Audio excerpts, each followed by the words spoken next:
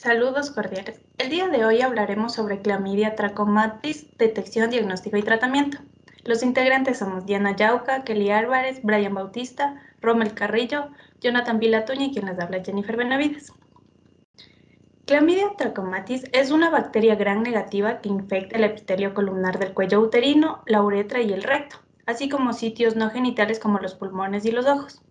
La bacteria es la causa de la enfermedad de transmisión sexual reportada con más frecuencia en los Estados Unidos, que es responsable de más de 1 millón de infecciones al año. La mayoría de las personas con esta infección son asintomáticas. Actualmente, los servicios preventivos de Estados Unidos recomiendan exámenes de detección de rutina en todas las mujeres sexualmente activas de 24 años o menos y en mujeres de 25 años o más que corren un mayor riesgo debido a tener múltiples parejas sexuales.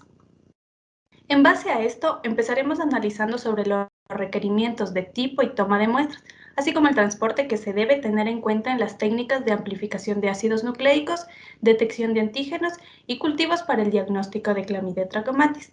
Para esto nos ayudarán Brian, Rommel y Jonathan.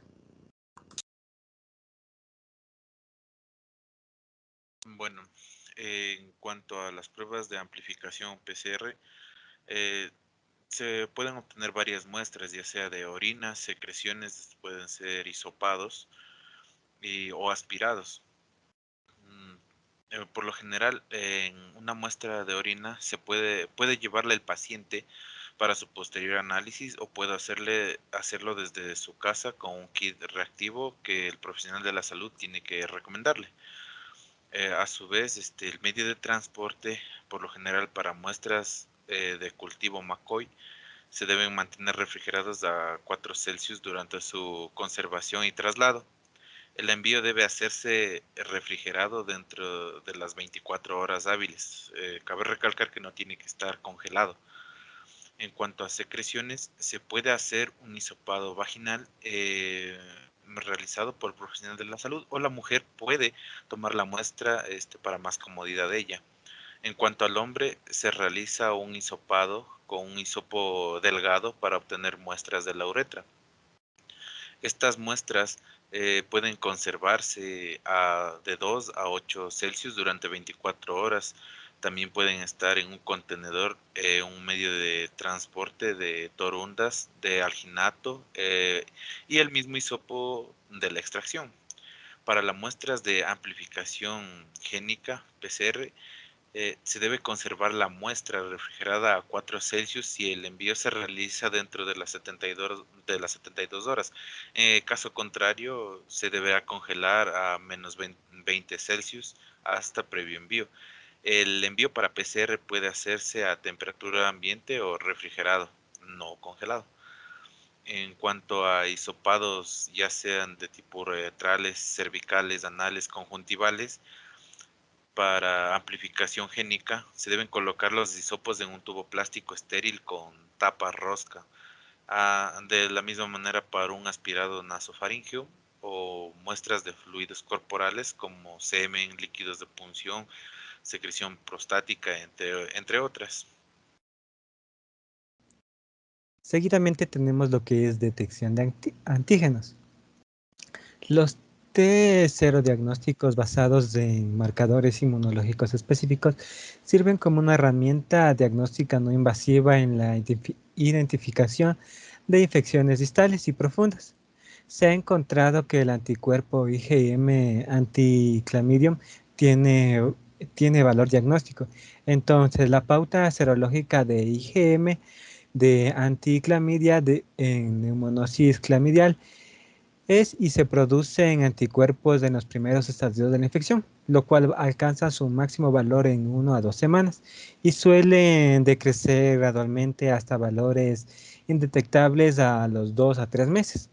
Esta pauta se ha observado entre el 20 al 50% de los pacientes nacidos de madres cuyo cultivo era positivo para Clamidia trachomatis y, y con niveles elevados de anticuerpos IgE y IgA específicos contra clamidia. En el siguiente cuadro tenemos lo que son los tipos de muestras, lo que son suero y el plasma citrato. en donde para el suelo la toma de muestras mediante una punción venosa, los cuales se almacenan en tubos donde no tengan interferente, o sea, sin coagulantes, con la tapa roja o amarilla. En cambio, para el plasma citrato igualmente es una punción venosa con condiciones asépticas en los cuales se usa citrato al 0.1 molar o tapa azul. Para las dos muestras es preferible mantenerlas a temperaturas de 2 a 8 grados centígrados y evitar ciclos de congelación. Como conservante se puede usar el NaNO3 al 0.5%. Los primeros requerimientos para cada ELISA van a depender del fabricante. Pueden variar concentraciones o tipo de muestras. El factor reumático toca tenerla en consideración, ya que puede dar falsos positivos. Para el cultivo se requieren como muestras un hisopado del cuello uterino, un exudado endocervical o también un raspado uretral, en el caso de los hombres. La toma de muestras se la realiza pues para el hisopado del cuello uterino, el médico coloca el espéculo en la vagina para mantener abierta la zona y con un hisopo o un cepillo recolecta muestras del moco y las células del endocérvix. En el caso del hombre se toman las muestras, como ya se los mencioné, de las células de la uretra con un hisopo de acero inoxidable, pero en estos casos lo más recomendable es una muestra de orina. Estos tipos de muestras se refrigeran o se transportan refrigeradas a una temperatura de 2 a 8 grados centígrados. Por otro lado, también para el cultivo se puede utilizar orina, la cual se le hace la recolección en un frasco estéril, iniciando con un previo aseo de la zona genital, descartando el primer chorro para evitar una contaminación y recolectando el segundo chorro en un frasco estéril en una cantidad de 1 o 2 onzas. Y posteriormente el último chorro se descarga por ausencia de microorganismos. Esta muestra se refrigera a 4 grados centígrados y el procesamiento no se va a realizar en las primeras 2 horas después de haber obtenido la muestra. Gracias. Se recomienda realizar las pruebas en el punto de atención en el consultorio de un médico para que así obtenga el tratamiento adecuado. La infección genitourinaria por clamidia no complicada debe tratarse con acitromicina 1 gramo dosis única o doxiciclina 2 veces al día durante 7 días. Los estudios indican que ambos tratamientos son igualmente efectivos.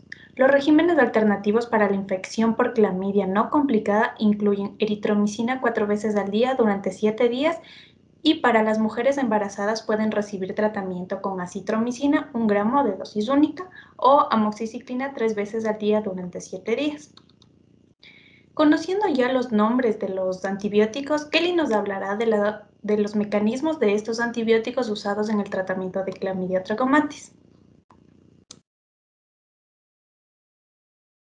En primer lugar, la acitromicina es un antibiótico macrólido perteneciente al grupo de los azálidos que actúa inhibiendo la síntesis de las proteínas bacterianas por su unión a la subunidad 50S del ribosoma e inhibiendo la translocación de los péptidos. Estos macrólidos van a ser activos in vitro frente a una amplia gama de microorganismos aerobios gram positivos y gram negativos, anaerobios y microorganismos causantes de enfermedades de transmisión sexual, como el caso de clamidias. Por otro lado, la eritromicina, al igual que acitromicina, es también un antibiótico de amplio espectro perteneciente al grupo de los macrólidos, es decir, actúan por inhibición de la síntesis proteica mediante su unión reversible a la subunidad 50S del ribosoma, provocando un bloqueo de la transpeptidación y probablemente de la translocación. De esta forma, eritromicina impide la elongación de la cadena peptídica durante la síntesis de proteínas.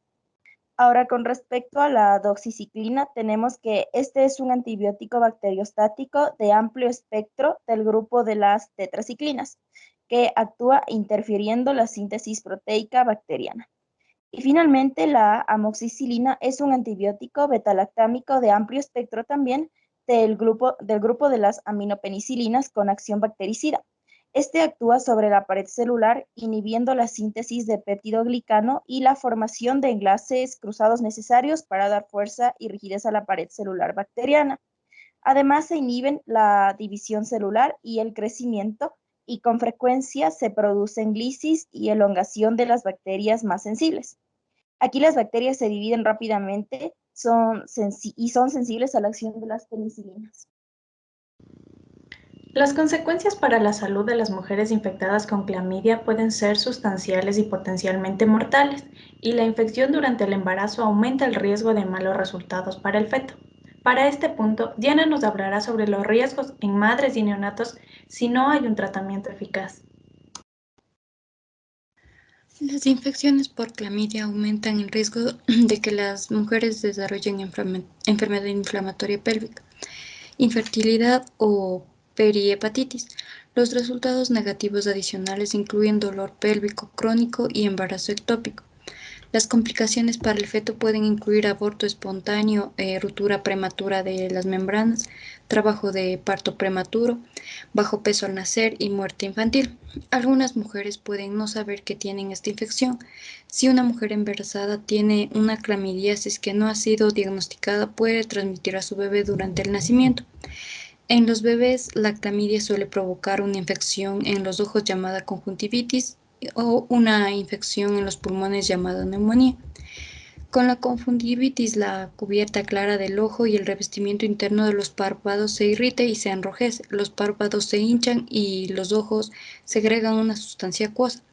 La supuración puede ser blancuzca, amarillenta o verdosa. Con la neumonía, esta puede presentarse durante el trabajo de parto. La neumonía generalmente se manifiesta de 1 a 3 meses después del nacimiento y debe sospecharse en un niño que tiene taquipnea y tos entrecortada sin fiebre. Es por esto que todas las mujeres embarazadas infectadas con clamidia deben volver a hacerse la prueba de 3 a 4 semanas después de completar su tratamiento. Menos del 10% de los recién nacidos de mujeres con infección activa por clamidia durante el trabajo de parto desarrollan neumonía por clamidia. Sin embargo, Brian y Jonathan nos hablarán sobre otras clases de clamidias que causan neumonías, pero en los adultos, y cómo inicia la infección. Ya, tenemos a Clamidia pneumoniae, que produce infecciones que afectan el tracto respiratorio. Este es un patógeno que afecta a las vías respiratorias bajas, produciendo neumonía, y también a las altas, produciendo sinusitis, faringitis y laringitis. La mayoría de estas infecciones son asintomáticas, aunque pueden causar una enfermedad grave, sobre todo en ancianos, pacientes con enfermedades cardiovasculares o inmunodeprimidos. Clamidia pneumoniae se considera responsable del 3 al 8% de las faringitis en el contexto de un síndrome gripal y con frecuencia acompañada de algún otro patógeno respiratorio. La bronquitis es otra enfermedad, es otra de las manifestaciones clínicas de la infección por Clamidia pneumoniae, causando hasta el 5% de los casos. La tos, la ronquera y el dolor de garganta suelen estar presentes en estos cuadros respiratorios con presencia o ausencia de fiebre.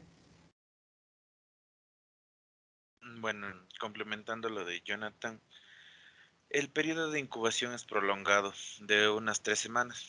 El comienzo de los síntomas suelen ser graduales, la tos puede aparecer días o semanas después y tardar en desaparecer incluso en meses.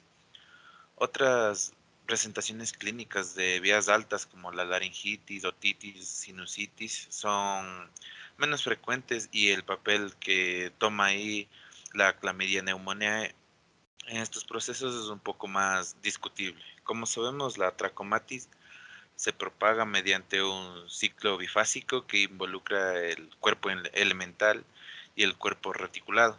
Y si durante la replicación se ve expuesta a estrés la bacteria, pasa a una forma persistente y permanece en un estado de forma latente.